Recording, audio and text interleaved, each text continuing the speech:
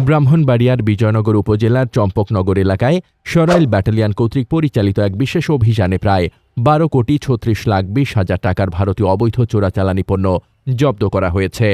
Bangladesh border guard বিজিবির মহাপরিচালকের নির্দেশনা, BGB হবে সীমান্তের নিরাপত্তা ও আস্থার প্রতীক, এই মূলমন্ত্রকে ধারণ করে সরাইল ব্যাটালিয়ন সীমান্ত এলাকায় চোরাচালান প্রতিরোধে কঠোর নজরদারি ও অভিযানে নিয়োজিত রয়েছে। গোপন সংবাদের ভিত্তিতে 19 অক্টোবর রাত আনুমানিক 3:50 বিজিবির একটি বিশেষ টহল দল ব্রাহ্মণবাড়িয়া জেলার বিজয়নগর উপজেলার রামচন্দ্রপুর এলাকায় অভিযান পরিচালনা করে।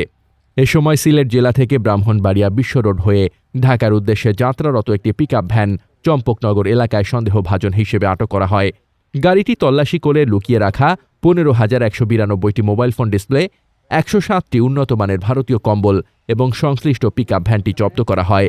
জব্দকৃত পণ্যের মোট বাজার মূল্য আনুমানিক 12,63,20,000 টাকা। এসব অবৈধ চোরাচালানি মালামাল আখাউড়া কাস্টমস অফিসে জমা দেওয়ার প্রক্রিয়া চলমান রয়েছে।